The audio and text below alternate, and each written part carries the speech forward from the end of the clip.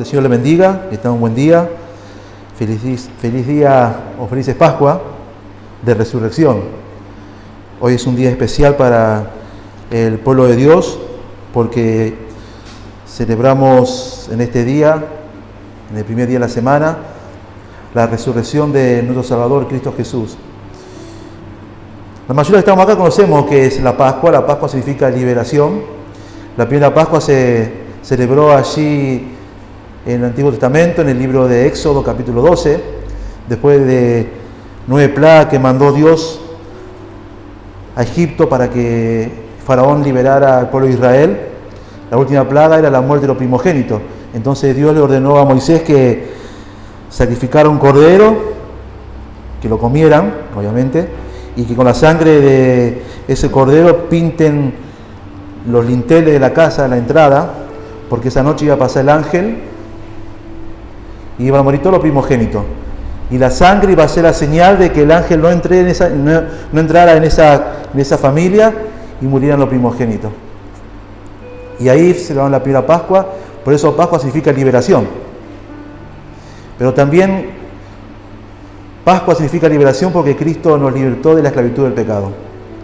Cuando estaba Juan Bautista bautizando y veía que venía Jesús, dijo: he aquí el Cordero de Dios que quita el pecado del mundo. Ahora, si Cristo hubiese muerto y hubiese quedado en la tumba, en vano sería nuestra fe. Dice ahí que seríamos dignos de lástima. Estaríamos acá y la gente nos viera tan ahí adorando a una persona que murió. Pero Cristo en la cruz derrotó al pecado, a Satanás, y en la tumba derrotó la muerte. Y hoy estamos adorando a un Cristo que resucitó y que hoy está a la diestra de Dios Padre, y también está en cada uno de los corazones que un día le han recibido como único Salvador. Y como el tema hacemos que la Pascua significa libertad, liberación, vamos a ver un ejemplo de Jesús, que Jesús cómo actuó, y vamos a ver en este relato, en el Evangelio de Lucas, un episodio de una libertad. Lucas capítulo 13, versículo del 10 al 17. Este relato solamente aparece en Lucas, no aparece en nuestro Evangelio. Lucas capítulo 13, versículo del 10 hasta versículo 17.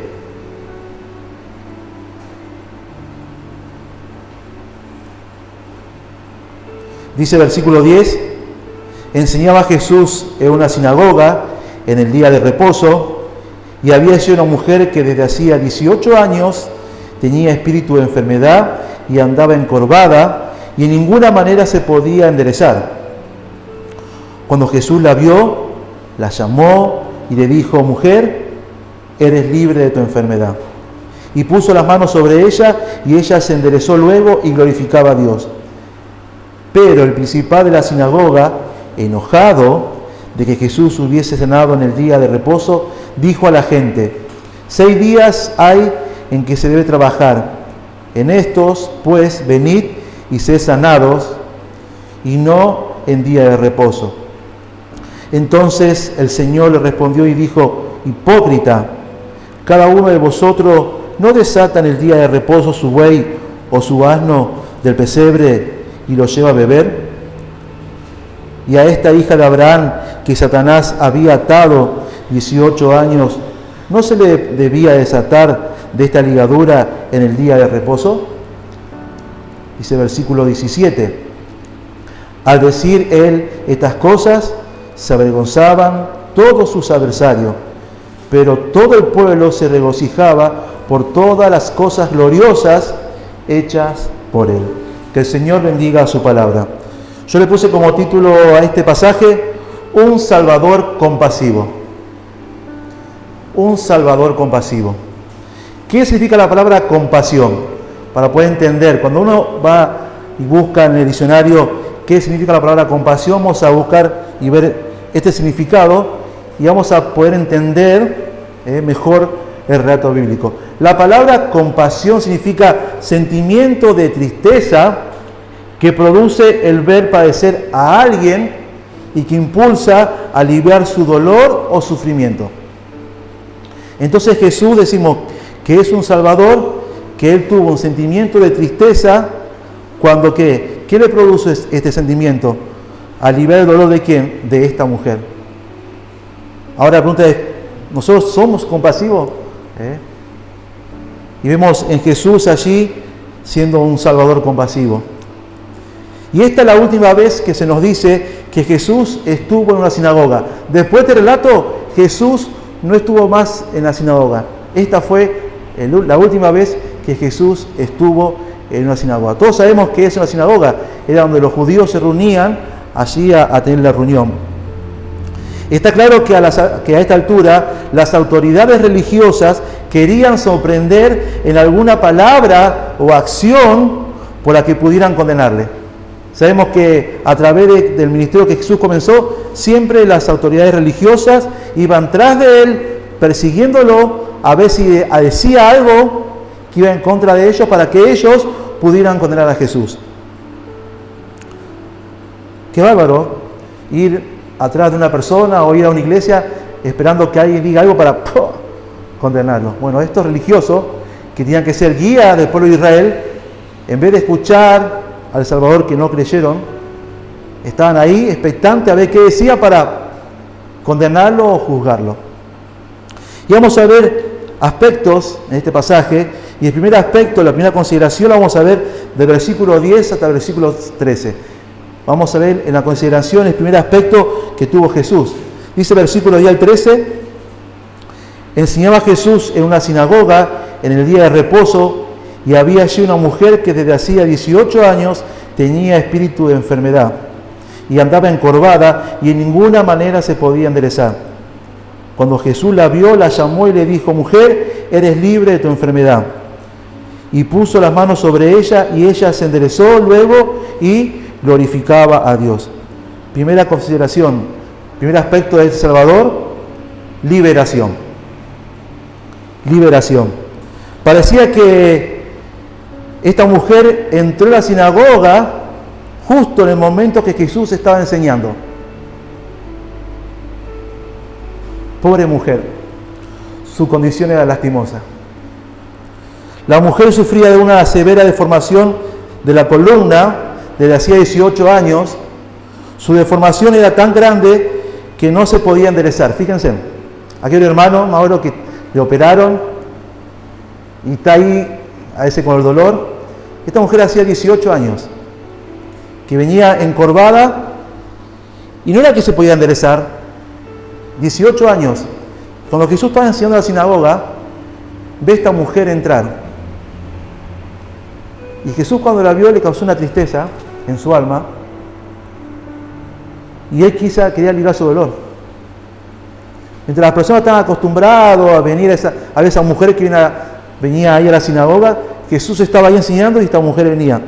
A veces cuando uno tiene en nerviosiático, que te pincha, que no te puede enderezar y te quiere acomodar y está 1 o 2 días con dolor, 18 años.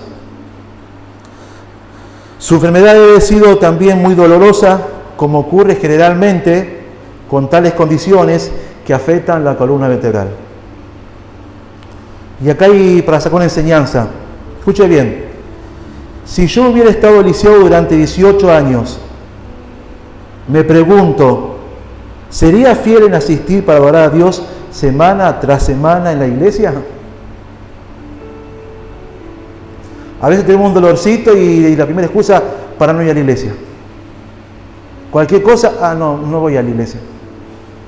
Y vemos este ejemplo de esta mujer que a pesar de que había pasado tanto tiempo, esa mujer seguía estando allí. Nuevamente digo, si yo hubiera estado en liceo durante 18 años, me pregunto si sería fiel en asistir para adorar a Dios semana tras semana en la iglesia. De seguro que esta mujer había orado y había pedido ayuda a Dios, y sin embargo no había sido librada. Lo que parecía desinterés de Dios sobre ella no le hizo amargarse ni resentirse. Estaba en la sinagoga. Esta mujer tal vez habrá orado a Dios esos 18 años. Y tal vez ella habrá pensado que Dios tal vez no tiene interés en mí.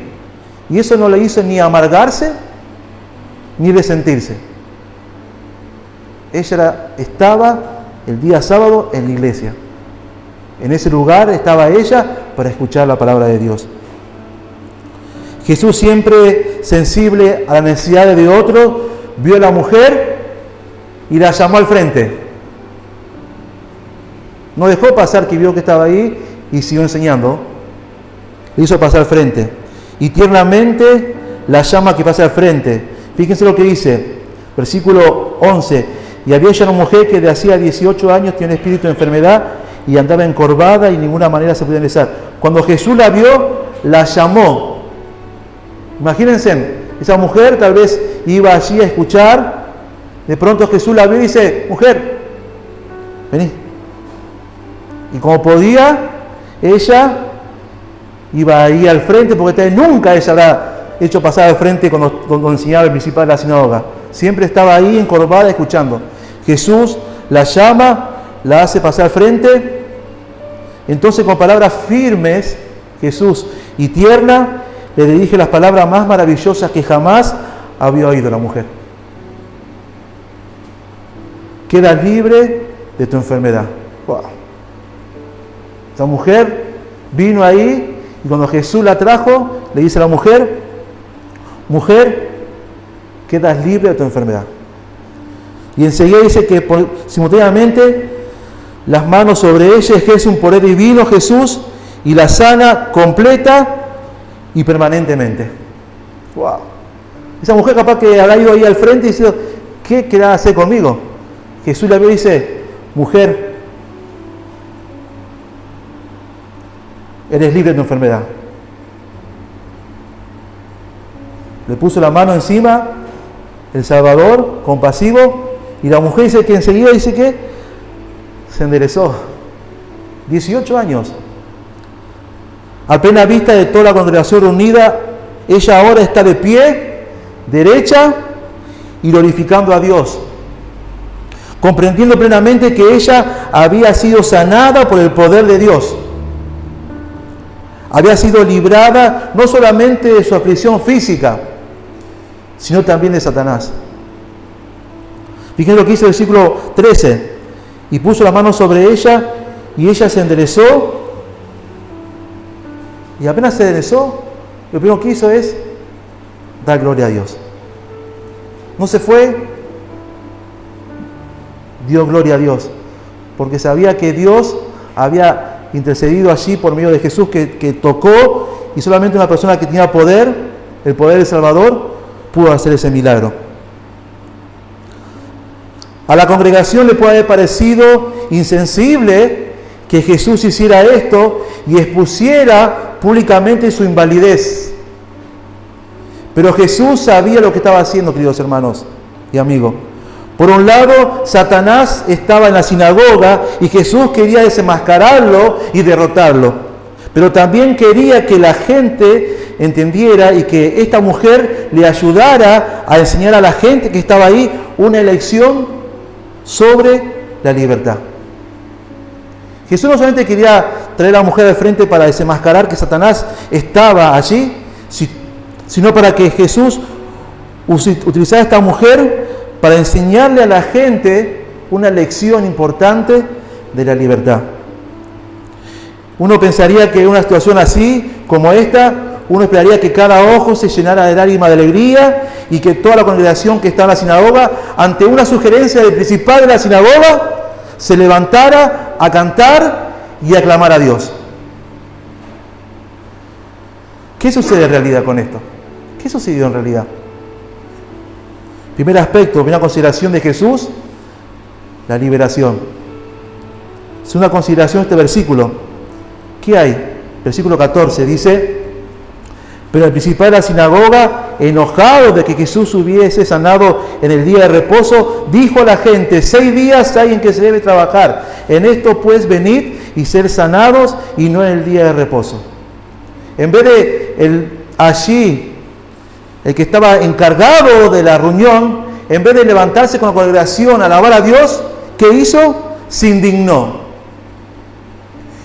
¿Qué significa la palabra indignación? Sentimiento de intenso enfado que provoca un acto que se considera injusto, ofensivo o perjudicial. Cuando vio allí el jefe, el que estaba ministrando ahí en la sinagoga, cuando vio este milagro, se indignó, se enojó. La pregunta es, el principal de la sinagoga estaba indignado. ¿Por qué? Porque quizás su autoridad había sido atropellada, porque sanar se consideraba un trabajo. Los líderes religiosos lo veían como parte de la profesión de un médico y estaba prohibido practicar la medicina en el día de reposo. Fíjense hasta dónde tenía la mentalidad allí los líderes religiosos. Y en lugar de regocijarse y dar gloria a Dios, el principal de la sinagoga se enojó. No tuvo el coraje de expresar su ira a Jesús, así que regañó a la congregación. Fíjense. Pero el principal de la sinagoga, enojado de que Jesús hubiera sanado el día de reposo, dijo a la gente, ¿vieron?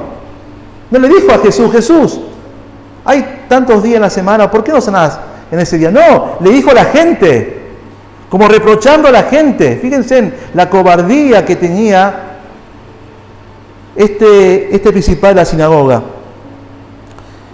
En vez de regañar a Jesús, regañó a la congregación. ¿Y qué dijo él? 6 días hay en que se debe trabajar, en esto pues venid y sé sanado, y no en día de reposo. Supongamos que la gente traía a los enfermos para que fueran sanados. La pregunta es, ¿quién los sanaría? ¿Tenía el principal de la sinagoga ese poder para hacerlo? Y si no lo tenía, y si lo tenía, ¿por qué no lo había usado para ayudar a la gente antes? Qué hipócrita más cobarde era este principal de la sinagoga. Escuche bien, la esclavitud del principal de la sinagoga era peor que la de la mujer. La esclavitud de la mujer afectaba solo su cuerpo, pero la esclavitud del principal de la sinagoga encadenaba su mente, su alma y su corazón. Estaba tan atado y ciego por la tradición que acabó oponiéndose al Hijo de Dios. El principal de la sinagoga quedó condenado. En vez de estar ahí, glorificar con toda la gente que estaba ahí, le reprochó, como diciendo, ¿por qué no lo traen otro día de la semana? Júrenlo otro día de la semana y no justamente hoy, que es día de reposo. Este hombre estaba peor que la mujer. Su alma, su corazón y su mente estaban encadenadas. Primera consideración que vimos en el pasaje, liberación de parte de Jesús. Segunda consideración, indignación de parte del principal de la sinagoga. Tercera consideración lo vemos en Jesús, versículo 15 al 17. Entonces el Señor le respondió y dijo, hipócrita, cada uno de vosotros no desata en el día de reposo su buey o su asno del pesebre y lo lleva a beber. Y esta hija de Abraham, que Satanás había atado 18 años, ¿no se le debía desatar de esta ligadura en el día de reposo? Al decir él estas cosas, se avergonzaban todos sus adversarios, pero todo el pueblo se regocijaba por todas las cosas gloriosas hechas por él. Tercera consideración de parte de Jesús, vindicación. Liberación, indignación, vindicación. Es decir, ¿qué significa la palabra vindicación? Defender en favor de alguien contra una acusación. Y Jesús quería defender a esta mujer, como diciendo a la mujer, ¿por qué tiene que venir justo hoy para que te sane? ¿Por qué no viniste el lunes a viernes? No venga hoy. Los sábados no es para que haya sanidad. Está el lunes y el viernes. El sábado no se puede hacer nada. Entonces Jesús, ¿qué hace? Se para defender a esta mujer de esa acusación de este principal de la sinagoga. Fíjense hasta el estrado que tenían en el corazón estas personas, terrible. Jesús pudo haber sanado a la mujer en cualquier otro día de la semana, ¿cierto? Claro que sí. Después de todo, ella había estado atada durante 18 dolorosos años. Y un día más no habría hecho una gran diferencia. Si quería, Dios podía sanarla en cualquier otro día. Y si la mujer esperaba un día más, no iba a hacer diferencia. Total, esperó 18 años y un día más que espere, no iba a hacer diferencia.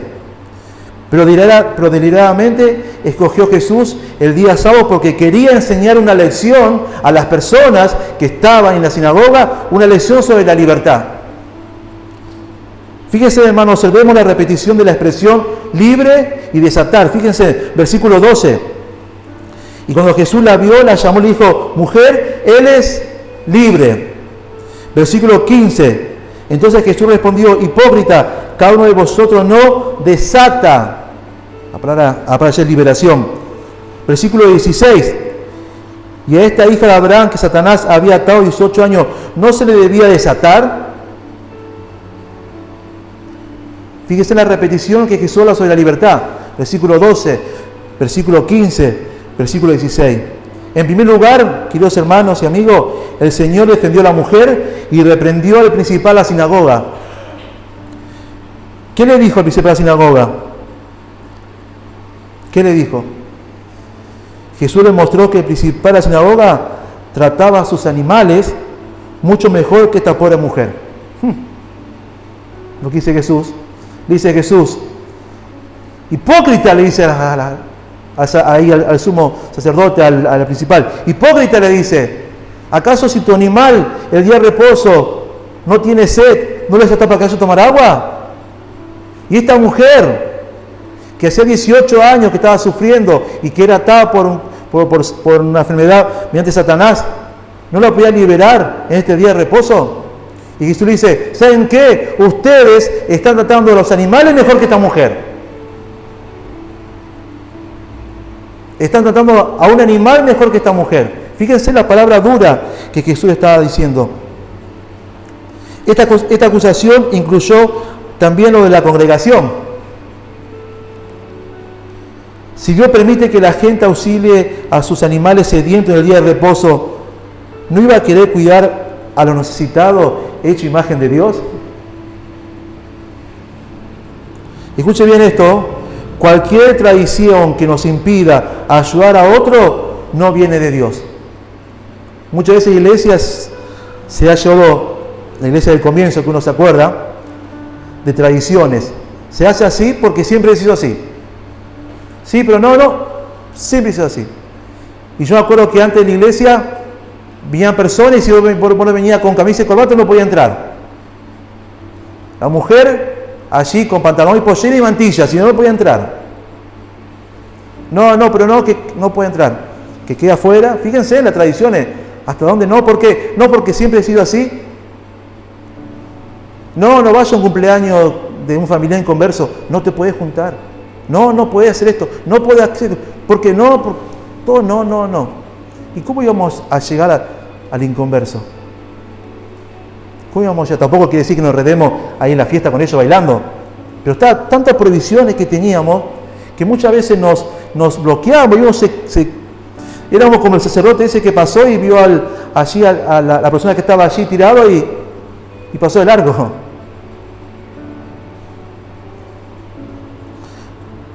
De hecho, es fácil usar la tradición como una excusa para no auxiliar a otros. Pero yo no puedo hacer esto. No porque la iglesia, porque es fácil. La expresión hija de Abraham que Jesús utiliza indica que no solo era judía la mujer, sino también una verdadera cristiana, una mujer de fe. El encorvamiento de la espalda había sido causado por Satanás, y sabemos por otras partes de la Biblia que algunas enfermedades son resultado de la actividad satánica. La úlcera de Job le fueron infligidas por Satanás. El aguijón de Pablo en la carne era un mensajero de Satanás para abofetearle. Pero el diablo no puede hacer esto a un cristiano sin el permiso del Señor. Hasta ese extremo, fíjense. Y Dios predomina sobre cualquier enfermedad o cualquier sufrimiento. Había algunos en la congregación que esperaban usar esta violación del sábado para acusar a Jesús. Pero él los avergonzó tanto que no dijeron nada.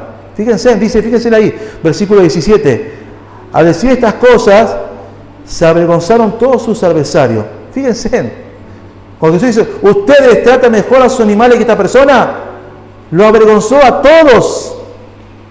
Los que estaban ahí esperando para condenar a Jesús, los avergonzó que quedaron calladitos.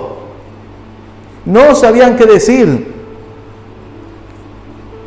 El argumento de Cristo había sido tan aplastante y su reprensión tan efectiva que todos los adversarios y el principal de la sinagoga y los que habían tomado partido contra él fueron silenciados y quedaron cabizbajos de vergüenza. Agacharon la cabeza y no tenían nada que decir. Y habían ido ellos preparados para condenar a Jesús y ellos terminaron siendo condenados. Al mismo tiempo, la gente en general, dice ahí, continuaba regocijándose, y esto no solamente debido a este milagro asombroso, sino por todas las obras gloriosas que estaba haciendo el Salvador. Dice ahí, y al decir estas cosas se avergonzaban todos sus adversarios, pero todo el pueblo se regocijaba por todas las cosas gloriosas hechas por él. Queridos amigos y querido amigo y hermano, este pasaje nos muestra dos lecciones. Dos lecciones. Primera lección: Jesucristo es el único que puede poner libertad a los esclavos del pecado. Dice Juan capítulo 8, versículo 34, Jesús le respondió, de cierto os digo, que todo aquel que hace pecado, esclavo es del pecado. No es la esclavitud física la que Jesús tenía en mente, sino la esclavitud del pecado en este pasaje. Juan capítulo 3, versículo 8, el que practica el pecado es del diablo, porque el diablo peca desde el principio, pero para esto apareció el Hijo de Dios, para deshacer las obras de diablo. Fíjense, esa es la condición que está hoy en día la humanidad. Aquellas personas que un día no se han arrepentido de su pecado, hoy están esclavos del pecado, atado a Satanás.